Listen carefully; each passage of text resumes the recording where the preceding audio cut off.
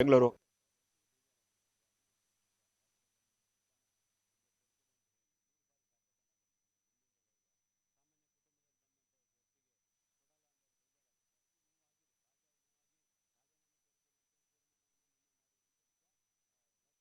ನಮ್ಮ ಜೊತೆ ಇದ್ದಾರೆ ವಿಧಾನ ಪರಿಷತ್ತಿನ ಸಭಾಪತಿ ಬಸವರಾಜ ಹೊರಟ್ಟಿಯವರು. ಡಿ ಕೆ ಶಿವಕುಮಾರ್ ಅವರ ಸಂಪುಟ ವಿಸ್ತರಣೆ ಆದ ಬಳಿಕ ಕೆಲವೊಂದಷ್ಟು ಸಾಂವಿಧಾನಿಕ ವಿಚಾರಗಳಲ್ಲಿ ಲೋಪದೋಷ ಆಗಿದೆ ಅನ್ನುವಂಥ ವಿಚಾರಗಳು ಕೇಳಿಬರ್ತಾ ಇದೆ. ಅಂದರೆ ಈ ವಿಸ್ತರಣೆಯ ಬಿಲ್ನಲ್ಲಿ ಸಭಾಪತಿಗಳ ಹುದ್ದೆಗೆ ಹೆಸರನ್ನು ಕೂಡ ಪಕ್ಷದ ಲೆಟರ್ ಹೆಡ್ನಲ್ಲಿ ಕೊಡಲಾಗಿದೆ ಅನ್ನುವಂಥ ಆರೋಪವನ್ನು ವಿಪಕ್ಷ BJP ಮಾಡ್ತಾ ಇದೆ. ಅದಕ್ಕೆ ಸಂಬಂಧಪಟ್ಟ ಹಾಗೆ ಜವಾಬ್ದಾರಿ ಹುದ್ದೆಯಲ್ಲಿ ಇರುವ ಸಭಾಪತಿಗಳೇ ನಮ್ಮೊಂದಿಗಿದ್ದಾರೆ. ಅವರು ಈ ಬಗ್ಗೆ ಏನು ಹೇಳ್ತಾರೆ? ಸರ್ ನಮಸ್ತೆ. ಸರ್, ಸಭಾಪತಿಗಳನ್ನು ಬದಲಾವಣೆ ಮಾಡುವ ವಿಚಾರ ಸದನಕ್ಕೆ ಬಿಟ್ಟಿದ್ದು ಅಂತ, ಆದರೆ ಕಾಂಗ್ರೆಸ್ನಲ್ಲಿ ಅದಕ್ಕೆ ಬದಲಾದಂಥ ಹೊಸ ಸಂಪ್ರದಾಯವನ್ನು ಹಾಕ್ತಿದ್ದಾರೆ ಅನ್ನುವಂಥ ಆರೋಪವನ್ನು BJP ಮಾಡಿದೆ. ತಾವು ಈ ಜಾಗದಲ್ಲಿದ್ದವರು, ಇಷ್ಟು ವರ್ಷಗಳ ಸದನವನ್ನು ನೋಡಿರೋರು, ಈ ಸಂಪ್ರದಾಯದ ವಿಚಾರಕ್ಕೆ ಏನು ಹೇಳ್ತಾರೆ? ಇದು ಆರೋಪ ಅಲ್ಲ.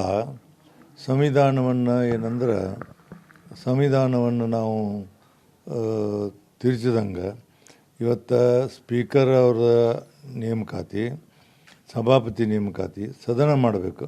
ಸದನ ಬಿಟ್ಟು ಯಾರಿಗೂ ರಾಜ್ಯಪಾಲರಿಗೂ ಅಧಿಕಾರ ಇಲ್ಲ, ಯಾರಿಗೂ ಅಧಿಕಾರ ಇಲ್ಲ. ಇವತ್ತು ಎಲ್ಲಿಯೂ ದೇಶದಲ್ಲಿ ಎಲ್ಲಿಯೂ ಇಲ್ಲ.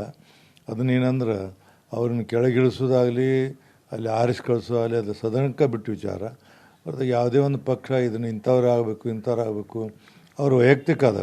ಬಟ್ ಅದನ್ನಾಗಲೇ ನೀವು ಸಭಾಪತಿ ಸ್ಥಾನಕ್ಕೆ, ಈಗ ನಾ ಅದನ್ನೀಗ ಸಭಾಪತಿ ಅಟ್ಲೀಸ್ಟ್ ಸಭಾಪತಿ ಅದಾರಪ್ಪ ಅನ್ನೋದು ಸಹಿತ ಅವ್ರ ಕಲ್ಪನೆ ಐತಿಲ್ಲ, ಗೊತ್ತಿಲ್ಲ ನನಗೆ.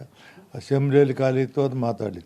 ಬಟ್ ಅದನ್ನು ಮಾತಾಡಬಾರ್ದು. ಅವರು ಸಭಾಪತಿಗೆ ಮತ್ತು ಸ್ಪೀಕರ್ನ ಆಯ್ಕೆ ಮಾಡುವಂಥ ಅಧಿಕಾರ ಅವ್ರು ರೈಟಿಂಗ್ದಾಗ ಕೊಟ್ಬಿಟ್ಟಾರೆ, ಇಂಥವ್ರು ಮಾಡ್ಬೇಕಂತೇಳಿ. ಅದು ತಪ್ಪು, ಸಂವಿಧಾನದ ಉಲ್ಲಂಘನೆ ಆಗ್ತಿದೆ ಅನ್ನೋದನ್ನು ಸ್ಪಷ್ಟ ಹೇಳಲಿಕ್ಕೆ ಇಷ್ಟಪಡ್ತೀನಿ ನಾವು.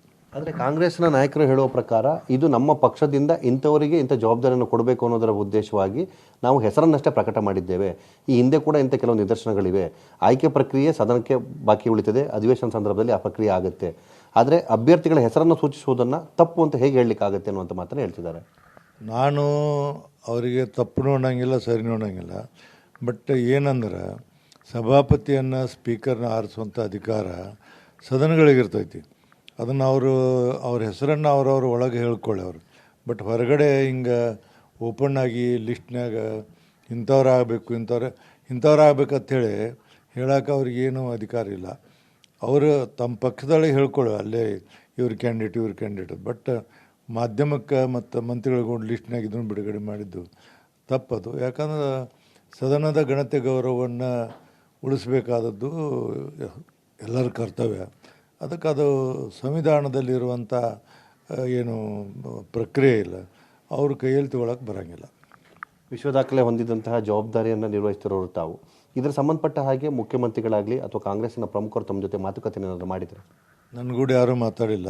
ಮುಖ್ಯಮಂತ್ರಿಗಳು ಇವತ್ತು 3 ಗಂಟೆಗೆ ಫೋನ್ ಮಾಡಿ ನೀವು ರಾಜೀನಾಮೆ ಕೊಡಿ, ನಮ್ಮಲ್ಲೆಲ್ಲ ಸ್ವಲ್ಪ ಹೈಕಮಾಂಡಿಂದ ಮ್ಯಾಗಿಂದ ಪ್ರೆಷರ್ ಬರೋದೈತಿ, ಅದಕ್ಕೆ ನೀವು ಇವತ್ತು ಲಘು ಆದಷ್ಟು ಬೇಗ ರಾಜೀನಾಮೆ ಕೊಡಿ ಅಂತಿದ್ರು.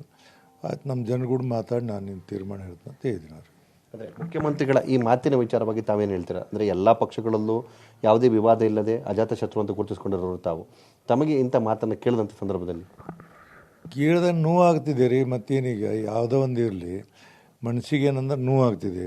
ಏನೂ ಇಲ್ಲ ದಡಗ್ನ ನೀವು ಏನು ತಪ್ಪು ಮಾಡಿದ್ರ ಅಥವಾ ಮತ್ತಾವ್ದಾರು ಏನಾದ್ರು ಮಾಡಿದ್ರ ಅಂತ ಅದು ಹೇಳಿ. ಏನೂ ಇಲ್ಲ, ಒಮ್ಮಿಂದೊಮ್ಮೆಲೆ ನೀವು ರಾಜೀನಾಮೆ ಕೊಡಿ ಅಂದ ಕೂಡಲೇ ಸಹಜವಾಗಿ ಮನುಷ್ಯನಿಗೆ ಏನಂದ್ರೆ ನೋವಾಗೋದು ಸಹಜ ಇದೆ. ನಾನು ಮನುಷ್ಯ, ನನಗೂ ನೋವಾಗಿದೆ.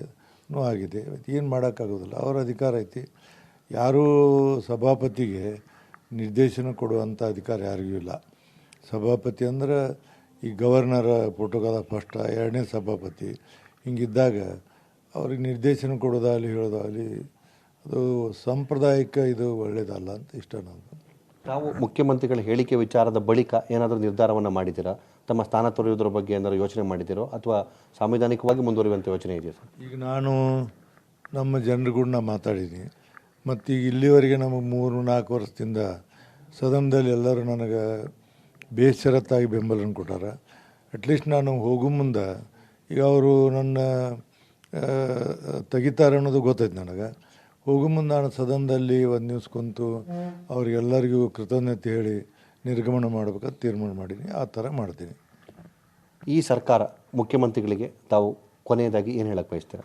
ಏನು ನಾನು ಹೇಳೋದಿಲ್ಲ, ಮುಖ್ಯಮಂತ್ರಿ ಅವ್ರ ಅಧಿಕಾರ ಐತಿ, ಮುಖ್ಯಮಂತ್ರಿಗಳು ಅವರು ನಾಡಿನ ದೊರೆಗಳವರು, ಅವ್ರು ಏನು ಹೇಳ್ಯಾರ, ಅವರು ಎತ್ತಿರೋದು ಅವ್ರು ಹೇಳ್ಯಾರ, ನಾವೇನು ಮಾಡಬೇಕು ಅನ್ನೋದು ನಾವು ಮಾಡ್ತೀವಿ ಇಷ್ಟ. Thank you sir. ಇದಿಷ್ಟು ಹೊರಟ್ಟಿಯವರ ಮಾತು. ಕ್ಯಾಮ್ರಾಮನ್ ಸಿದ್ದು ಜೊತೆ ರಾಕೇಶ್, TV5 ಬೆಂಗಳೂರು.